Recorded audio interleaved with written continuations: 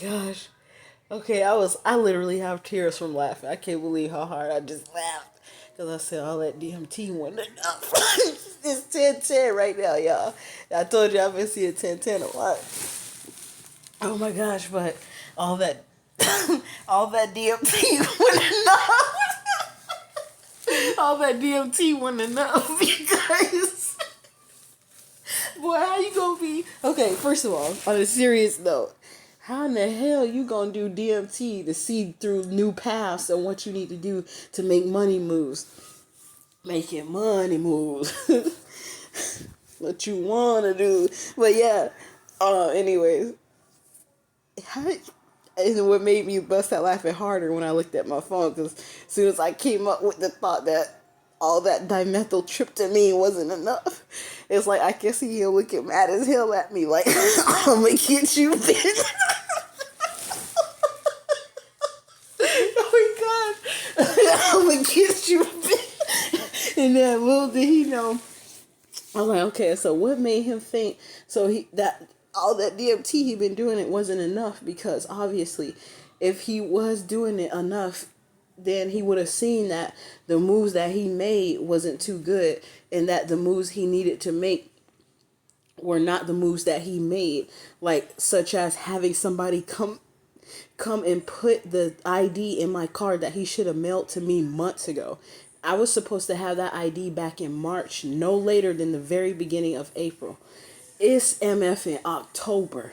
The very end of September is when all of a sudden the ID just magically appeared in my car. But it wasn't mailed to me. So I'm like, baby, now how you think I'm going? What? So I'm gonna think that a random person be like, oh, hey, I found this, or somebody at the post office like realized it didn't come into the mail that I was supposed to receive months ago, and they'd be like, oh, I know who this go to. I know where she live. I know what car she drive, and they put it in my car.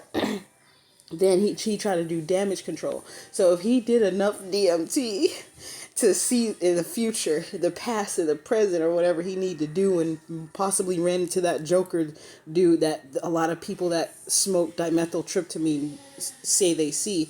Like there's True Life Stories is a channel I used to watch, but he drifted. It's like the DMT. I see the decline, like their thoughts. I see why they don't believe in God after smoking that. Not that I tried it myself, but like I can only imagine some of the ideas that they come up with based on what they see due to their own perception, but they don't have enough information, and some things they don't think about to put together with the information that they've gathered in the spirit realm from smoking that compound drug or gas, whatever that stuff is. But it just made me bust out laughing, because when I looked at it, I'm like, that's probably why he looking like that, because he wasn't getting enough sleep. He was doing all that DMT, and it's like I can picture it's like, I need more, because he saw that he messed up, and he's like, how did he miss it? So he needs some more DMT, which kept him up all night. And you see how they come down their trips, like you guys, you probably don't see, because a lot of people don't just randomly watch stuff like DMT trips. But I forgot how I came upon that video back in 2018 from a dude named True Life Stories. And let's see, it might have been 2017, but I believe it was 2018 or 19 when I had ran into that dude and saw his stuff about telling his stories about how he smoked DMT. Yeah, I think it was 2019. Excuse me. That was from all that laughing I was doing. I literally had tears laughing because of my own imagination. And it's sad because like this picture comes from a ceremony that they did when somebody's ashes that they cremated was being they did a ceremony for ash toss or something like that, or spreading someone's ashes. So you could say that it makes me seem sinister with dark humor by laughing so hard while he looking like that in that video. But because I know what this man does behind the scenes, I don't take it the way other people might perceive it. And plus, most people would look at this video and not even know what this came from. They'll just think it's a picture of him up close. But I took a screenshot and then zoomed in on the eyes because I saw him from a distance. And he looks kind of evil right there. And from my experience, what I've been like, my personal experience with this man makes me say and talk about him the way I do, because I know how he is just from my experience and the conversation we had on the phone a few times, and like what happened leading up to that phone conversation.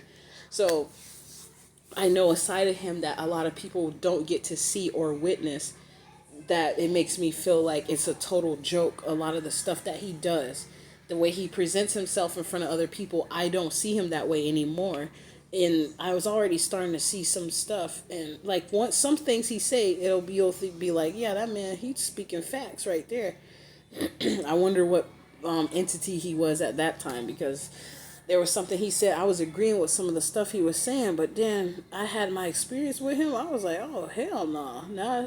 But yeah, so all that DMT trips that he took, all them DMT trips he took, he couldn't see that the stuff, the bullying, the private bullying he did to me, not only me, but I witnessed him do it to another individual in the group that we were in before I got kicked out. He didn't kick that dude out because it's still a play on his. That man might wise up and really see that that group is not all it's cracked up to be. The dude, this guy right here, tried to make it. General Hellraiser, aka Neapolis Malik Malachi of the Malachian Empire, said these things. He was trying to cover it up, and the group followed his lead. Like, yeah, man. You know, we don't want you to. And he was trying to make an excuse of why he took down that man's post that was basically going to discredit what he does, what this man does, and what he stands for. So now I see how they do damage control, and that's how they last for so long. Meanwhile, behind the scenes, you'll find out someone randomly passed away, and it'll look like somebody on their street did it. All along, it can lead back to these type of men because they're trying to do damage control. They'll send somebody out in your city because they have your information, where you live, what your name is, what your social is, where you work, how much you make, all that information, what your car is, what your account number is, what your bank statement. They know all that information because they have all the information they need from when you signing up and when you want their help. That's why sometimes it's dangerous to try to get help from certain individuals. Okay, guys, I hope you understand. Thank you.